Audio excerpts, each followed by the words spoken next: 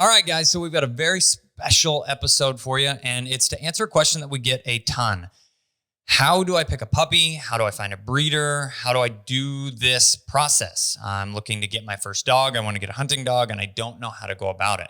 So we actually have the opportunity here to get a new lab puppy. Some of you may have followed along with Sprig's series. Super awesome dog, a ton of fun to work with.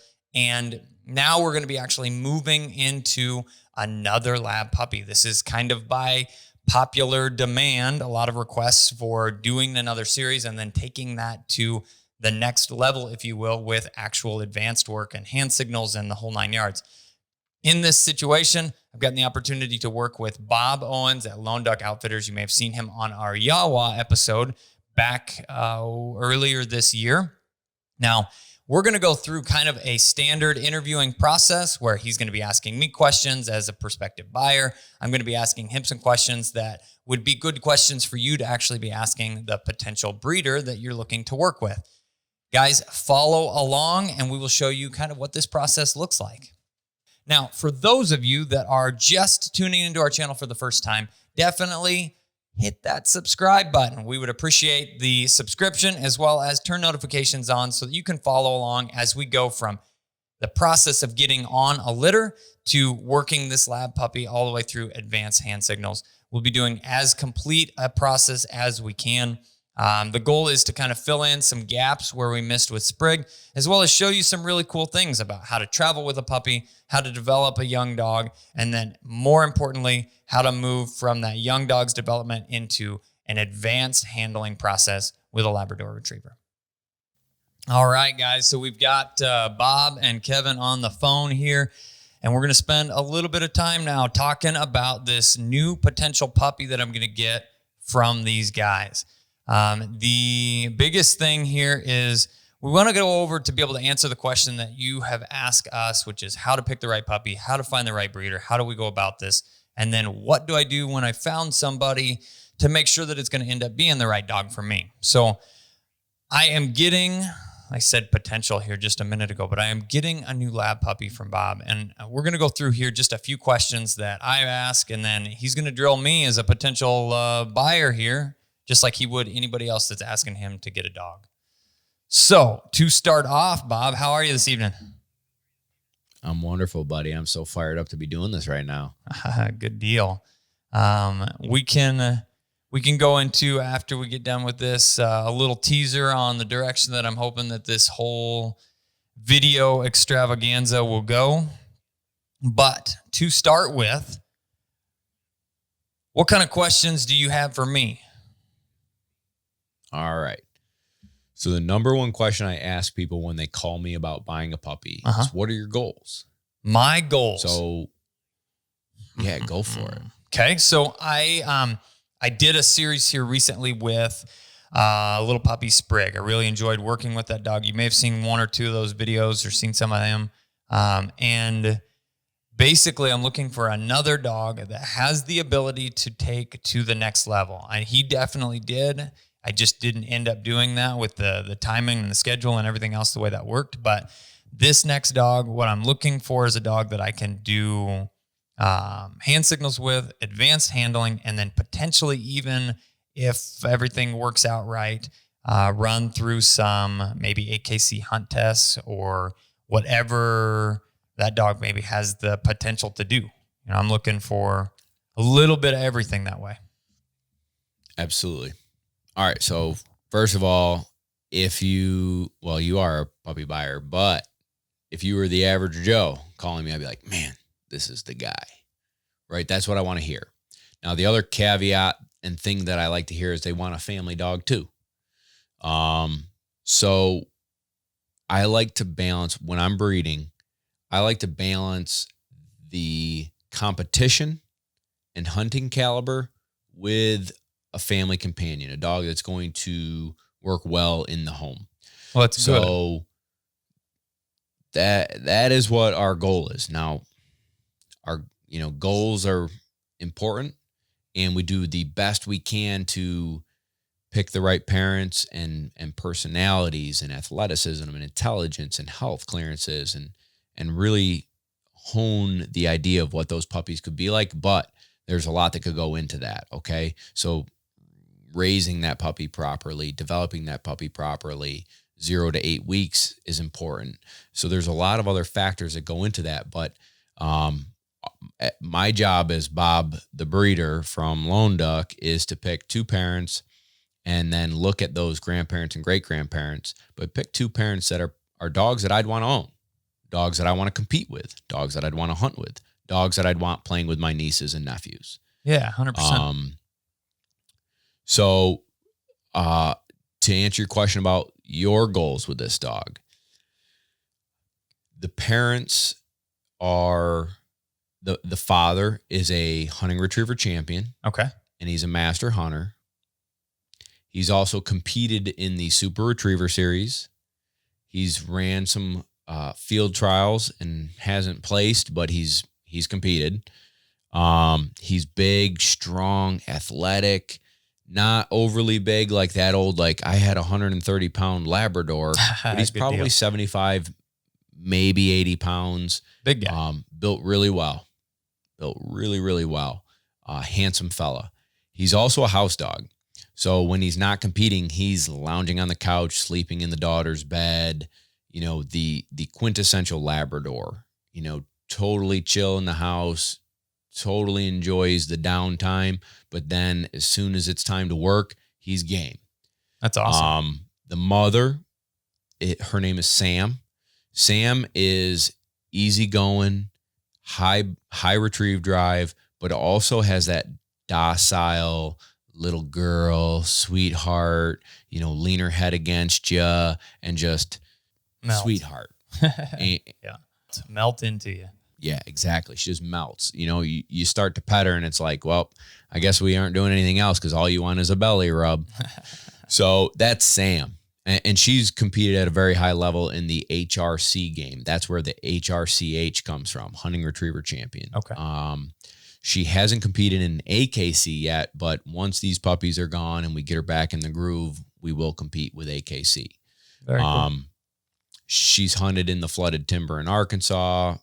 The father's name is Ryder, and Ryder has hunted all over, Georgia, South Carolina, Arkansas, Tennessee. He's a bad to the bone hunting dog, competitor, and family dog. That's what we look for. I mean, that's what I want. Sounds like that's what you want. You want a dog that has the brains, has the health, and has the athleticism to compete, but also chill when it's time to chill. Yeah, that's great. Because one of the big questions I had for you was, do the dogs hunt? Because as much as I mentioned titles and training and testing, all those things are exciting. We hunt all of our dogs. We hunt a lot, and this dog will definitely be hunted. And I'm looking for a dog that's going to come from a program that, breeding stock is actually hunting dogs as well.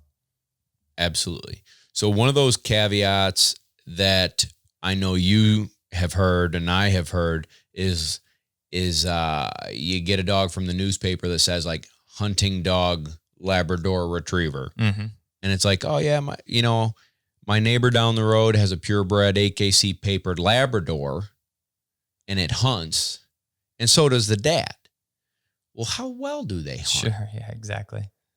Your definition of a good hunting dog and my definition, well, me and you are probably similar, but someone else's is like, yeah, the dog's picked up 3 ducks in its life and it goes on hunts. That's a hunting dog.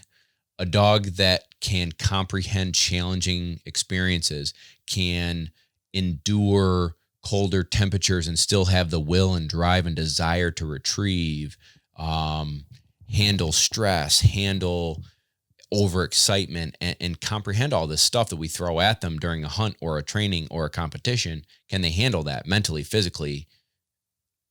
That's what we're looking for. Absolutely. And so with a dog that, yes, they can hunt, but also these competitions, they prove it.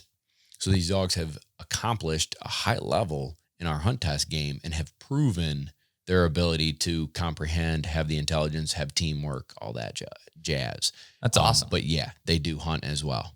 That's awesome. So that was my first question was, do the dogs hunt? My second question was, you kind of already touched on it a little bit, which is going to be the titles on the parents and the pedigree.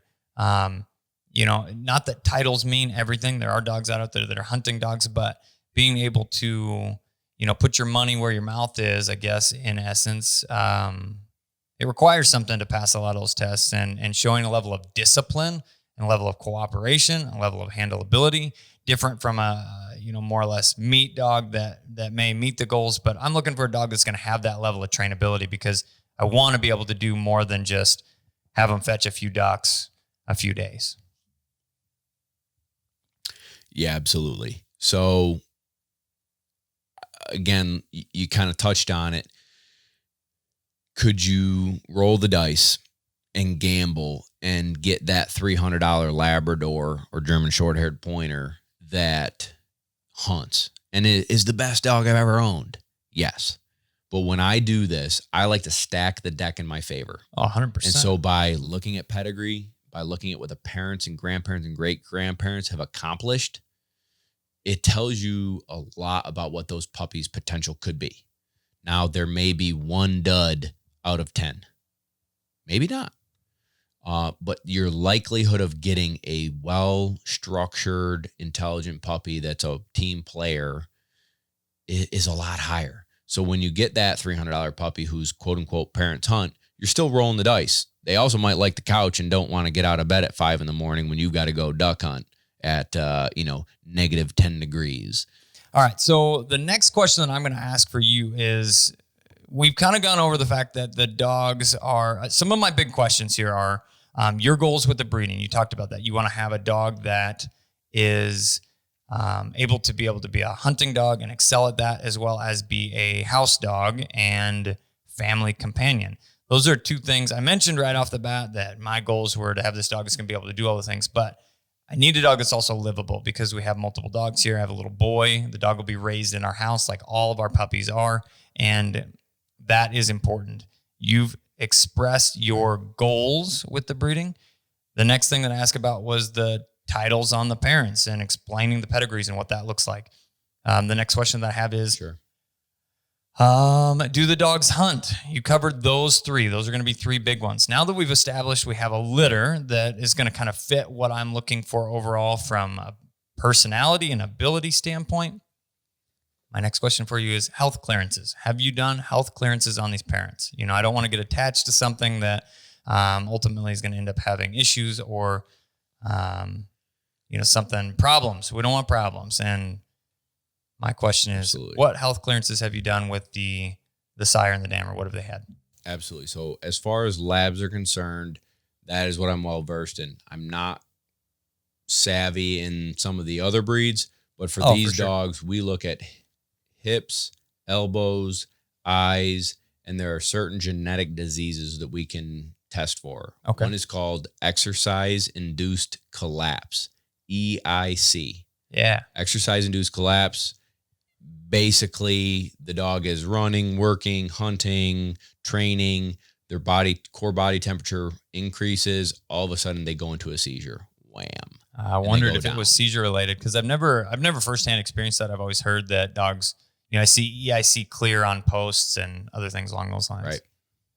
Right. So you have, let's talk about that and CNM, centronuclear myopathy. Okay. That, as best as a layman can give you, is like muscular dystrophy. Mm-hmm. So the muscles in the dogs don't develop properly or deteriorate a certain rate, and they can't function like a normal dog. Their back legs won't work. Their front legs won't work right, and their muscles just don't develop. So those two diseases are, a dog could be clear, a dog could be a carrier, or a dog could be affected. Mm-hmm. Affected means they've got it and they suffer from the condition. A carrier means they carry that gene, but they're not affected by it. And they'd have to be bred to another carrier in order to be able to produce it. Correct. Okay. A carrier or affected, I guess, if you were stupid enough to breed the affected dog. I mean, we can use stupid in this case, because it would be that and irresponsible. You're right. Irresponsible. Yeah, exactly. So generally speaking, so clear, you're good. Mm-hmm. Carrier to a clear, you're good. You will have clear puppies and carrier puppies. Makes sense. Now, that is where there is some gray area between ethics. I personally think as long as you educate the owners and or test the puppies before they go home and say, hey, Sally Sue, you bought the yellow male. He is an EIC carrier. If you plan on breeding him, he needs to be bred to a clear female. Yep, that makes sense. Or don't breed him at all. So it is one of those things where, yes, there is some gray area. There is some ethics involved.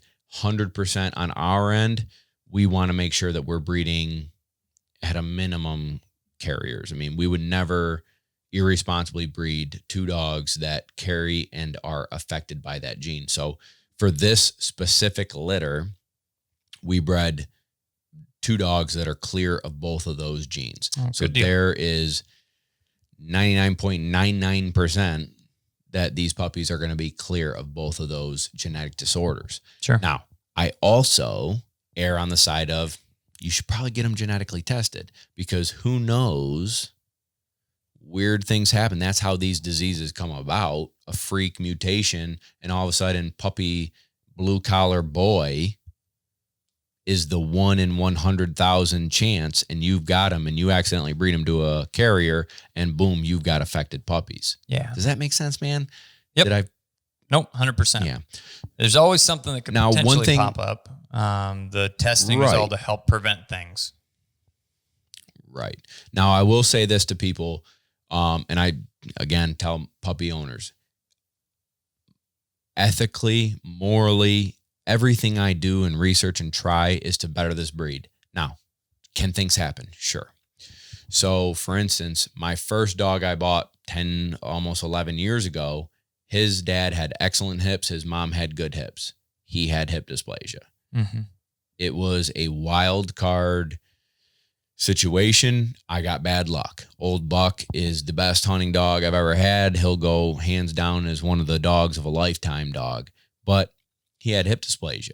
Mm-hmm. And even though I did my research, even though I did the best I could as a buyer and the breeders did the best they could as breeders, I still got dealt a crappy card. Mm-hmm. Now, as far as a hunting dog and family dog and all those things, he was fantastic. But genetically, we had hip dysplasia. So we do have a health guarantee that does have some stipulations. So like spaying and neutering too early. There are studies out there that show if you spay and neuter too early, then ligaments and joints and muscles don't develop properly at the regular rate. And therefore there is a likelihood of hip dysplasia and knee and elbow and all that jazz. So as long as you follow our criteria health guarantee wise, and then you take precautions like don't let them jump in and out of your truck from the truck bed. Don't take them on 10-mile runs on the cement road. When they're marathon 6 months runner. old. Yeah. Exactly. These are things that will deteriorate their joints that I still may have done my job and produced a super healthy, awesome puppy. But because the owner has done things that aren't productive for that puppy's joints, now they have hip dysplasia or arthritis at a young age or elbow abnormalities. So those are things I'd think about and I pass along to the owners. Perfect. I guess, so you touched on my next, that was going to be is guarantees. And then the last question that I have specifically for you, because we've covered a lot of things and it really sounds like this litter is going to be an awesome fit for me, is are you picking my puppy for me or do I have to come out and pick that puppy myself? You know, I mean, I'm going to get a very small window with them and I didn't know how you guys do this. Right.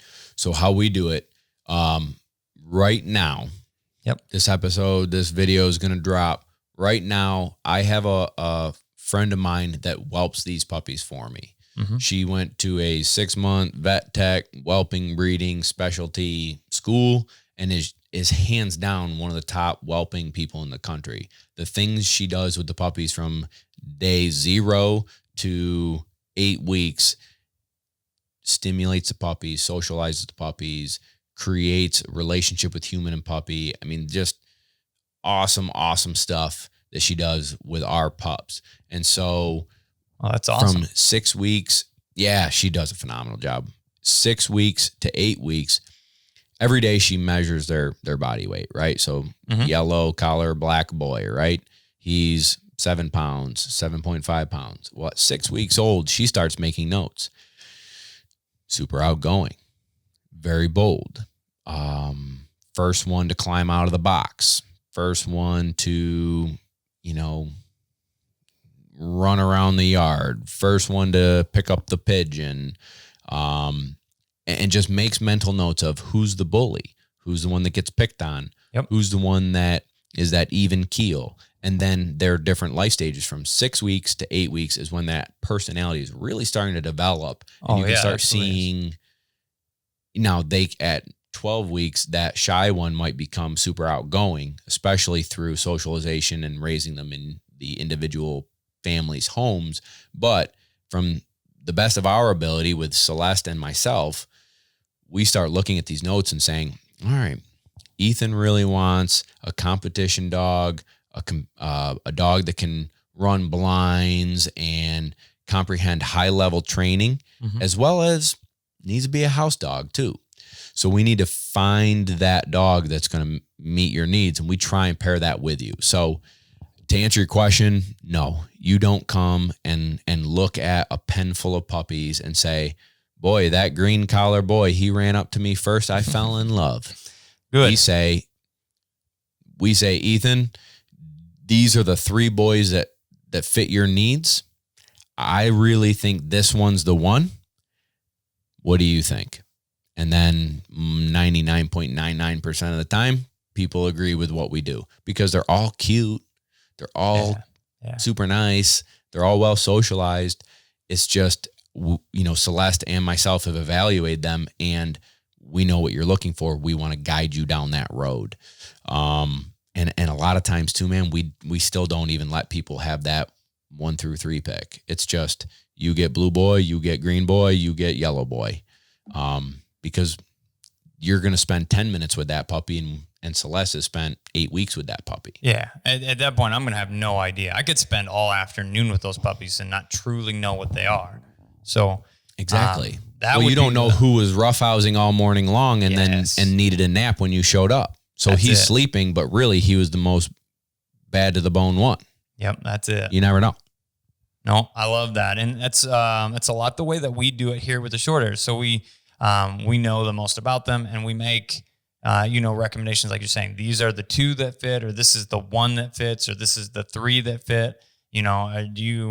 I don't think you could go wrong with these 3 puppies. Were you drawn to one, that aspect of it, or absolutely, this is the only puppy that works for you, or absolutely, this is the only puppy that's 100% not the one I'm sending home with you based on what you've explained and what we see out of it.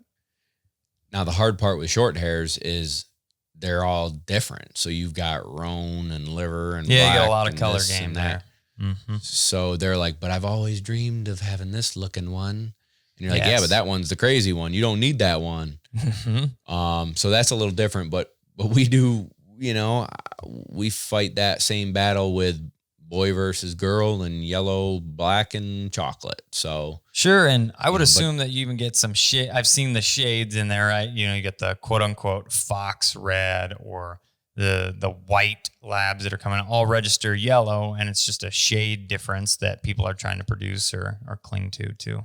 Absolutely. So that would be a thing to share with people is when people are just selling color. Now, and I don't mean that like we have an all black litter, an all chocolate litter. That is what it is. But when you see someone selling fox reds, fox red is a yellow lab. Yes. Are they a darker yellow? Yes. But are they trying to up the price of the puppy because fox red, dark yellow is hot right now? And so they're selling a $1,000 puppy for $2,000 and you think you're getting the best AKC papered Labrador retriever ever, but they're just selling color. Yep. And we're seeing that a lot with the, what do you want to call it? Silver, charcoal, champagne. These are dilute genes. And what I mean by that is when we were talking about EIC and CNM and clear and carrier, these are these are genetic mutations that the Labrador has. And if you breed two dogs with that genetic mutation, you're going to get a weird colored lab like Silver. And, I don't judge people for getting these dogs. They love them just like we love our dogs. And I'm not one of those purists that says you're a terrible person for doing this. Sure. I say you need to do your research. You need to look at everything we talked about in this video: health clearances, testing, competitions, parents. Do your research. And what you're going to find is the people who are strictly breeding for color are not worried about those things. They're worried about selling you a puppy that looks a certain way. And a lot of times they're just breeding for one thing. It's just the one thing is the color. And they're not doing you or that puppy justice. No. Ethically. No. So that's that. If you have a silver lab, I love you. And, I'm big on the unspoken bond, and I know your relationship with your dog is strong, and you hunt, and you do all these great things with it. But I'm just saying, for the people who are watching this video who haven't made that decision, I want to educate you on there are downfalls of it. So educate yourself. That's what this is all about, is being able to find the right breed and the right breeder for you. And in this situation, breed is not much as touched on, because I explained I'm looking for a retriever that I want to be able to do these things with. But then once you've found that or made that decision in your mind, you need to have a few questions. And then ultimately, we've gone through these different questions, but ultimately you need to feel comfortable with the person that you're getting the dog from. And if you don't feel, even if they say all the right things, you get all the right answers to the questions, there's a guarantee, there's health clearances, they have titles, yada, yada.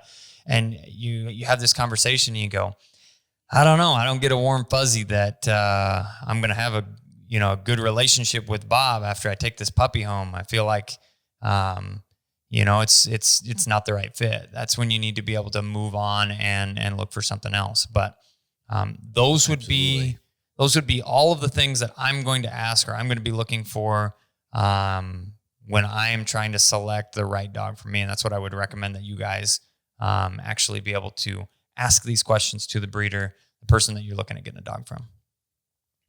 Absolutely. And I think it would also be important to look at the breeder and feel comfortable with the breeder saying, I don't think this litter's right for you. Yeah. Right. If Ethan had messaged me and says, I just want a house dog, I don't think this litter is going to be for him. I think they're going to be high energy. I think they're going to need structure and exercise and discipline and control and training. He can give this puppy that. He's going to give this puppy a job, and this puppy needs a job. If he just wanted a bump on the log who throws a stick on Saturday mornings and that's it, this is probably not the litter. I'd probably encourage him to go somewhere else and help him find a different puppy, but this is probably not the litter. He's looking for competition and intelligence and drive and determination. Yep. This litter's got that. Now, I do want to. I want to throw one other thing out here that gets brought up, and this is something that is fairly controversial, and at the same time, it's something I think we should touch on. Do these puppies come with full registration? Do you limit registration? Some breeders do, some breeders don't. There's no real rhyme or reason to it. But it's something that we get asked about pretty regularly. So I guess I'll describe really quickly for maybe someone who doesn't know what that means. A full registration means it's your dog. You do whatever you want with it breeding wise. Mm-hmm. Limited registration means in your contract with your breeder, there are things as the puppy owner you need to do and check off the list in order to get full registration. So which allow you to register a litter of puppies with the AKC. Yep. Right. So, for instance, let's say this was a limited registration and I said, Ethan, you have to run a junior hunt test, do hips, elbows, and EIC and CNM genetic testing.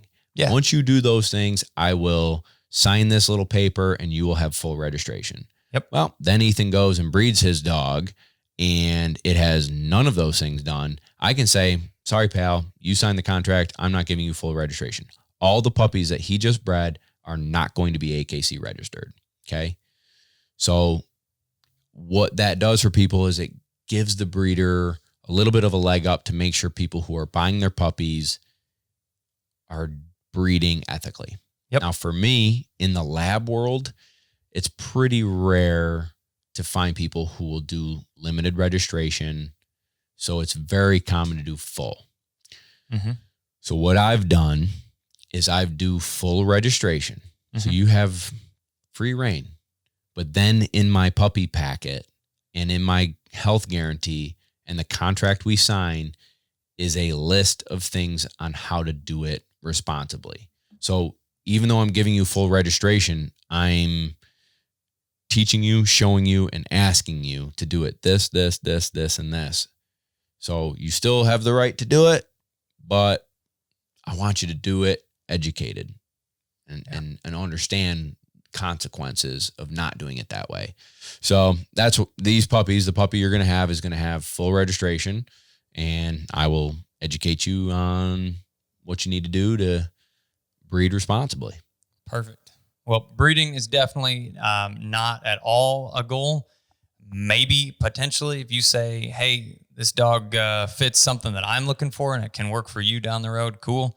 If not, it's definitely not one of our goals. I have zero interest in lab breeding. But again, the cool part about full registration is you have that right. So, you know, if it pans out, you've got it. If not, no sweat. You know, one thing before, you know, if you have any other questions, but one thing that you had mentioned earlier in this discussion is energy level. Mm-hmm. And that is one question, and I kind of touched on it, that I ask people is, you know, what is your family's activity level? What are, you know, you may have goals, but if most of the time you don't do anything and you just sit around and hang out, it's probably not the right family. So I did want to just add that part in and just say, like, I really want to make sure that the people who are getting these dogs are going to work the dog, are going to exercise the dog and give them structure and train them and make sure that they are developed mentally, physically, and in their training to their best of their ability. And that's what I look for in a family, in a hunting home. If it's a single guy or gal, you know, make sure that they understand that this dog's going to have a lot of energy. They're going to be very smart, and they're going to need a job to do. And it's our job to teach them how to, you know, work through the world the right way. Absolutely. I love the words that you use there. The mental aspect of things is just as important as physical, and the dogs need a job. You know, they are a working breed, and these dogs specifically geared toward the, you know, the higher end of the working potential. They need a job. Otherwise they look for a job, and often all they can find is things that end up being semi-destructive. You know, I mean, that's a big thing. Your leather couch. Happen. Yep, your leather couch. Right. I wanna work through this leather couch, and I'm gonna take all my frustration out here. Good deal. I really like this. I'm really excited, guys. Everybody that's watching here, this is the first big announcement you're gonna see. I am getting a little Black Lab bundle of joy very soon. What's the send home on that? It's like the 1st of August, right? Roughly the 1st of August. Roughly the be their 8-week mark. Perfect. Yep. So we're gonna be setting up a couple different things. One, we're gonna do a series. We're gonna fill some of the holes that we did that we maybe missed with Sprig's series, as well as I'm gonna be including a vlog talking about how to travel to get a puppy, which is always our recommendation over shipping, if at all possible. And then from there, you'll be able to follow along and see how this puppy develops. And then hopefully along the way, Bob and I are going to be able to collab on a couple things, because I'm definitely going to need some pointers on how to take that lab puppy to the next level, which is, it's not something I've ever done before. So, was that pun intended when you said pointers? No, but ding, it should have been, man. That was a good one. I love it. I love it, dude. I'm so excited that you're getting one of these puppies. I think they are going to be exactly what you're looking for. And I'm thrilled that I will get to watch and participate in it. Awesome. Hey, man, thanks for your time tonight. We really appreciate it. Absolutely. Absolutely. Thanks, Ethan. Hey, we'll chat with you later. you.